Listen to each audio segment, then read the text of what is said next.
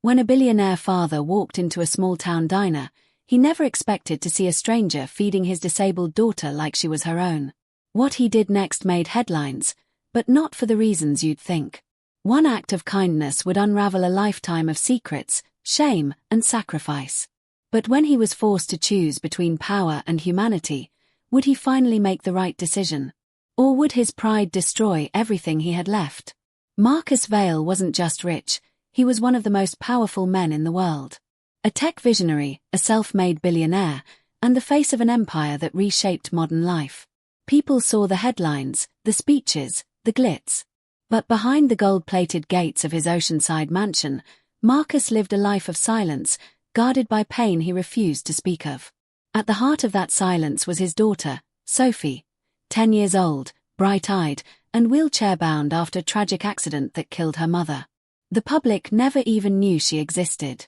After the crash, Marcus vanished from the limelight for a year, and when he returned, he was colder, harder, more calculated.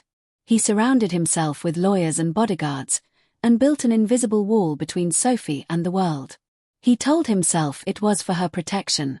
The truth was far simpler. He didn't know how to look at her without remembering everything he'd lost. So Sophie grew up in luxury, but without freedom. No friends. No school. Only caregivers, therapists, and scheduled walks on private beaches. It was during one of these outings that Sophie's nurse, desperate for a break and a cup of coffee, wheeled her into a forgotten diner on the edge of town. And for once, no one recognized her. No cameras, no stares. Just the smell of bacon, the sound of old music, and a waitress with a messy ponytail who didn't treat her like glass. That waitress was Lily. 23, overworked, underpaid, and way too kind for her own good. She saw a quiet girl with curious eyes and shaky hands trying to sip a milkshake and decided to help. She didn't ask questions. She didn't flinch at the chair. She just knelt beside her and held the cup steady, joking about how the milkshake was probably made from dinosaur bones because it was so thick. Sophie laughed. And came back the next day. And the day after that. The nurse made excuses to stop by. She liked the break. Sophie liked Lily. And Lily liked feeling needed. Every time Sophie came in, Lily gave her extra fries, a warm smile, and sometimes a free cookie, telling her not to tell her dad. She had no idea how powerful that dad was. Or how dangerous this kindness would become. Because Marcus Vail didn't do accidental. And when he found out his daughter had a secret friend at a greasy diner, he dropped everything. A meeting in Dubai. A board vote in Tokyo. All cancelled. He flew back unannounced, driven by something he couldn't name. Curiosity. Fear. Control. He stepped out of his luxury car, dressed in black and steel, and pushed open the door to that diner with a storm brewing behind his eyes. What he saw made his blood freeze. His daughter. Smiling. And a stranger. Feeding her. Touching her face like she was hers. He didn't ask questions. He reacted. And in that moment, the mask of the billionaire cracked. Lily had never been the type to draw attention to herself. Her world was small, quiet, and carved out of necessity. She worked the morning shift at the diner 6 days a week and picked up extra hours whenever someone called in sick. She didn't have the luxury to say no. Her tips paid for her mother's oxygen tanks and the past-due electricity bill, and if there was anything left, it went toward the cheap ramen she lived on. Still, she never let bitterness shape her smile. Her life hadn't been easy, but it taught her to see the ones who were ignored, the elderly man who counted pennies for coffee, the kid who came in alone every Sunday with a bruised arm, and now this quiet girl in the wheelchair who blinked like the world was too loud. From the first time Lily saw Sophie, something about her felt familiar. Not her face, exactly, more the way she held herself, as if joy were something she didn't quite trust.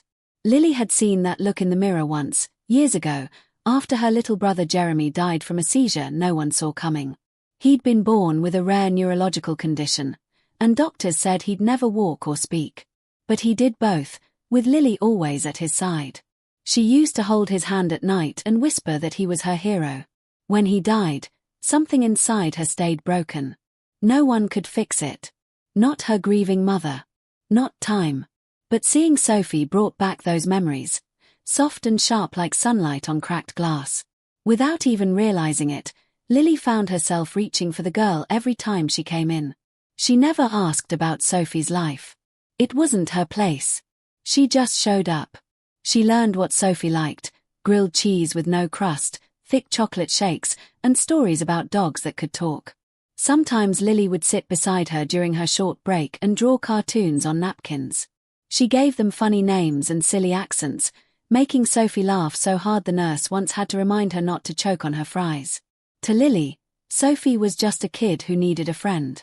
Nothing more, nothing less. The nurse, who seemed kind but stressed, never offered details about Sophie's background, and Lily never pressed. It felt better not knowing. Sometimes the mystery let people just be people. But Lily had no idea the truth was anything but simple. She thought Sophie was the daughter of a single mom who worked a lot. Or maybe someone from one of the nearby houses on the cliffs, not knowing those mansions weren't rentals, but properties owned by billionaires and royalty. To Lily, this was just a tired beach town, and she was one of its forgotten parts. Yet something about Sophie made her feel seen in a way that even customers never did. Sophie didn't look at her like she was just a waitress. She smiled like Lily was magic. Like the warmth in her voice was the best part of the day. The diner itself was old, greasy, and smelled like hash browns all day long. The booths had rips taped up with duct tape, and the jukebox only played music from the 80s. But to Sophie, it was an enchanted castle. The nurse said she talked about the place with the laughing lady every night before bed. Lily had no idea how much those visits meant. But the staff started to notice. Other waitresses grumbled about the free cookies, but Lily shrugged them off. She didn't do it for praise. It was just right. And when the nurse brought Sophie in one rainy afternoon soaked from a sudden downpour, Lily wrapped her in one of the diner's old blankets and heated up soup without charging a dime. Sophie beamed like it was Christmas. Lily gave her the last slice of pie and whispered, "Don't tell anyone, but I think this diner might be magic." Sophie whispered back, "You are." Lily almost cried. No one had said that to her in years. Not since Jeremy. And something in her chest began to shift. Maybe she was healing. Maybe Sophie was, too. But fate has a way of testing the things we treasure most. That day, as Lily helped Sophie stir sugar into her tea and joked about adding ketchup instead, neither of them saw the sleek black car pull into the parking lot. They didn't see the storm in the man's eyes as he stood at the window, watching through the glass. All Lily knew was that Sophie was giggling like she hadn't in years, and she leaned forward to wipe a drop of milkshake from her chin with the edge of her apron. That's when the door opened, and everything changed. A man in a dark suit stepped inside, bringing cold air and silence with him. His eyes locked on Sophie. His face twisted. Lily smiled at him, confused, not realizing he wasn't a stranger to the girl beside her. He was her father. And the fury in his eyes was the kind that burned without making a sound. Lily stood, heart pounding, as the man's voice cut through the room like ice. "What do you think you're doing to my daughter?" The second Marcus Vale stepped into the diner, the entire atmosphere shifted. Conversations slowed, forks paused mid-air, and even the jukebox's soft hum seemed to retreat into the background. He was dressed in black from head to toe, an expensive overcoat resting like armor across his shoulders, his presence commanding without needing to say a word. But Marcus didn't care about appearances that day. His mind was a hurricane of emotion. He had returned to the country in a rage, unable to shake the image his security team had shown him. His daughter, unguarded, laughing with a stranger in some dingy seaside shack. To him, it looked like betrayal. In his world, people didn't do things for free. Everyone had an angle. So when he stepped into that diner and saw Sophie smiling, her face lit with joy while a waitress leaned in close like she belonged there, something inside him snapped. He hadn't seen Sophie smile like that in years, and instead of warming his heart, it tore it open with suspicion. He didn't see kindness. He saw risk. He didn't see a moment of healing. He saw a threat. Lily turned toward him slowly, unaware she was standing in the eye of a storm. She smiled politely, wiping her hands on her apron as she stepped away from Sophie's booth. "Can I help you, sir?" she asked, voice calm but friendly. Marcus's eyes were already on Sophie. "Sophie," he said, voice low and sharp. The girl froze, her smile fading as if a switch had been flipped. She looked at Lily, confused and scared, and Lily instantly moved closer, instinctively protective. "She's okay," Lily said gently, not knowing who he was but sensing something was wrong. Marcus stepped forward. "Get away from my daughter." The room went silent. Everyone stared. Lily blinked. "Your daughter." The pieces fell together too late. The nurse had disappeared to the restroom, unaware Marcus had arrived. Lily had no clue who he was, but now it was painfully clear. This wasn't just an angry parent. This was the billionaire. And Lily was in trouble. Marcus leaned down toward Sophie, adjusting her scarf like a man trying to reclaim control. "You're coming with me," he said firmly. But Sophie didn't move. Her hand tightened around the crayon drawing Lily had made just minutes before. Marcus followed her gaze to the drawing, his expression darkening further. "Did she give you that?" he snapped. "What else did she give you?" Lily stepped in. "I didn't mean to upset anyone. I just thought she might like a—" Marcus cut her off. "You thought wrong. You don't know her. You don't know me. And I don't want strangers near my child." His voice wasn't loud, but it shook with anger and fear and something deeper, a kind of panic that Lily couldn't yet understand. "I didn't ask for anything in return," Lily said quietly. "I just helped her eat." But Marcus wasn't listening. He turned, gesturing toward the door.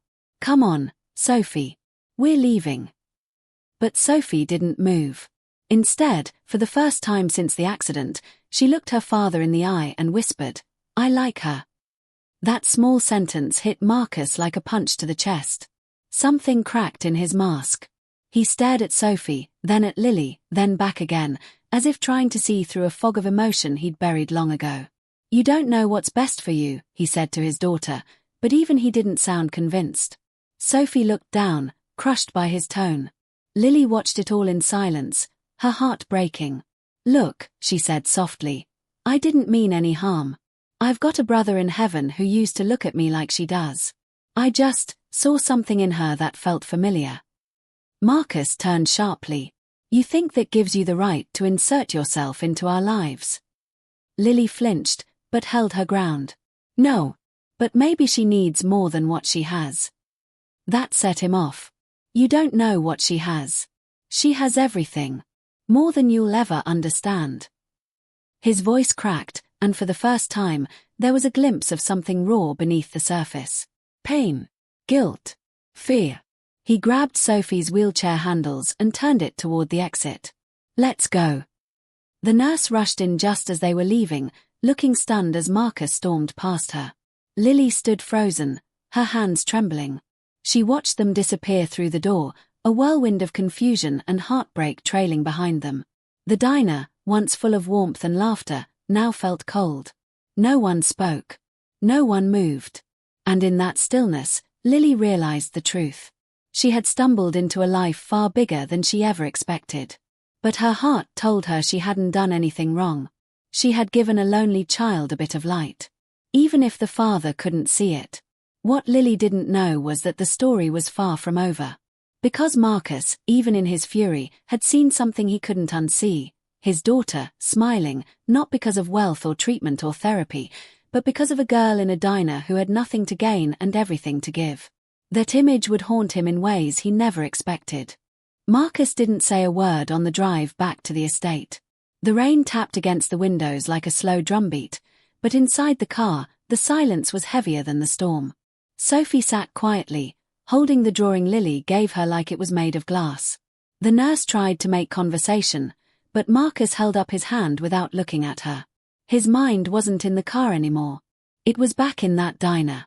That greasy, old, low-rent place that smelled like syrup and rust. He couldn't stop seeing it. The way Sophie laughed. The way she looked at that waitress like she trusted her. The way Lily stood her ground even when he raised his voice. That haunted him more than anything else, that this stranger didn't back down. Most people did. But not her. And that meant something. It scared him. It challenged everything he believed about trust and control and parenting. He didn't want to admit that maybe he had been wrong. That maybe locking Sophie away from the world wasn't safety. Maybe it was just fear dressed up in good intentions. Back home, Marcus walked straight into his office, locked the door, and pulled up the diner's security footage his team had captured before he arrived. He watched it in silence, Lily bringing Sophie a shake, wiping her hands, laughing with her, telling a silly joke about talking cats. Over and over, Sophie smiled. Real smiles. Not the polite ones she gave to therapists. Not the careful ones she gave to nurses. These were pure. Unfiltered. Marcus sat back in his chair, fists clenched, heart pounding. He felt like an outsider in his own daughter's life. Like someone who had built a castle and forgot how to let anyone inside. A name echoed in his mind. Lily. Who was she? Why did she feel so familiar? He opened a private search and typed in the diner's employee records.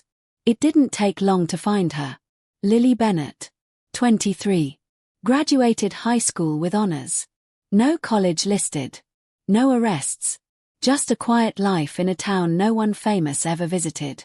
He kept reading. Her mother had been a schoolteacher. Diagnosed with late-stage lung disease 3 years ago. Lives in a rented trailer outside the city. Lily works 2 jobs. Full-time caregiver. No siblings listed. But then one article popped up. A short obituary from 5 years ago. Jeremy Bennett. Age 7. Died in his sleep from a seizure. Rare congenital disorder. Survived by his older sister Lily and mother Elaine.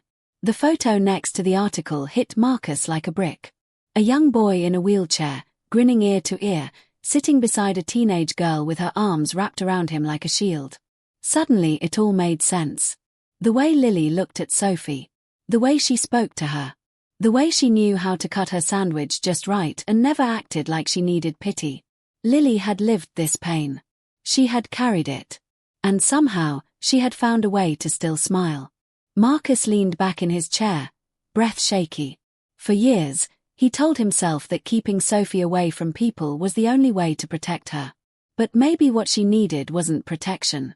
Maybe she needed connection. Something he had failed to give. His empire meant nothing if his daughter felt like a prisoner. He felt shame crawl up his spine. And yet, buried under that shame was something else, this waitress, this stranger, had done what he couldn't. She had made Sophie feel normal. Human. Loved. Without knowing her story. Without knowing the weight she carried. Just by being kind. That night, Marcus couldn't sleep. He stood at Sophie's doorway for over an hour, watching her sleep, wondering what she dreamed about. Wondering if she wished he were someone else. In the morning, he cancelled every meeting, every call, and drove back to that diner without his driver, without his suit, without any plan at all. But Lily wasn't there. Her shift had ended. The manager said she was probably at home caring for her mom. Marcus got the address. It wasn't far, just a few winding roads off the highway.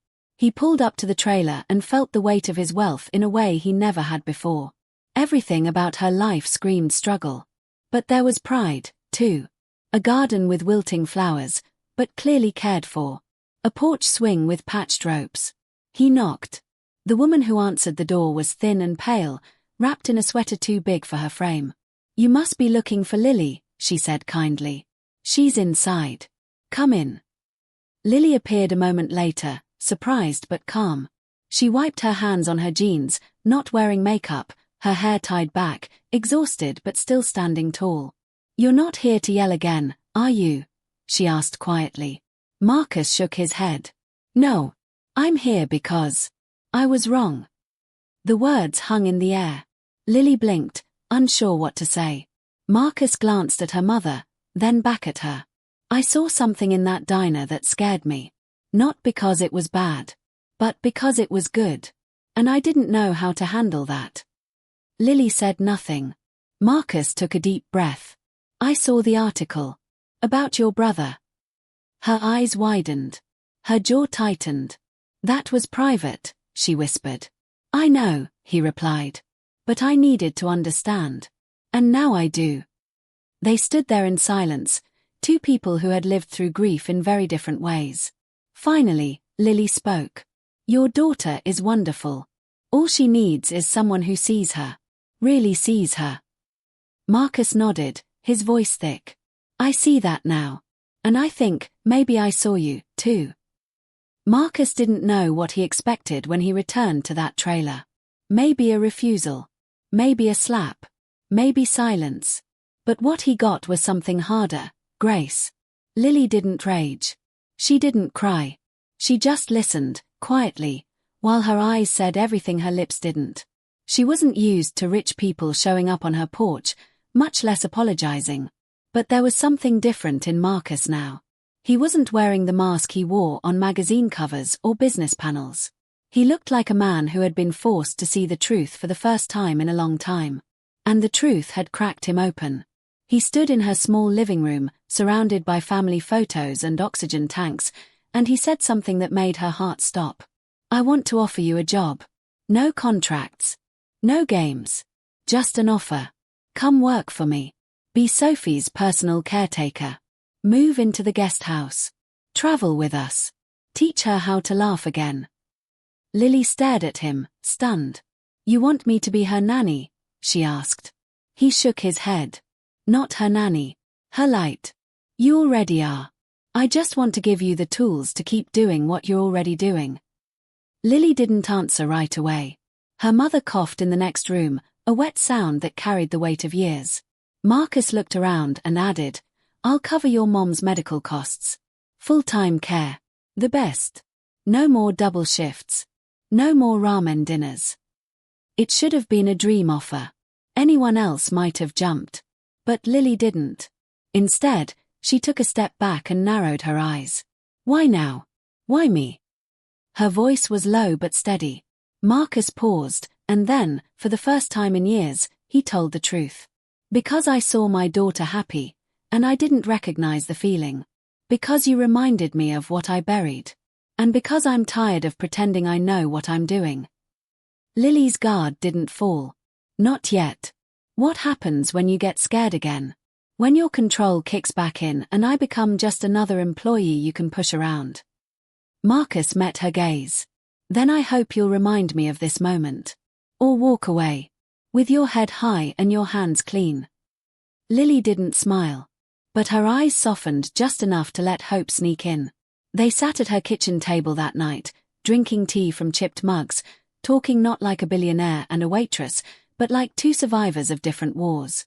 Marcus spoke about the accident for the first time in years. How Sophie had been strapped into the backseat the night of the crash, how his wife had reached for her and lost control of the wheel, how he blamed himself for making them late in the first place.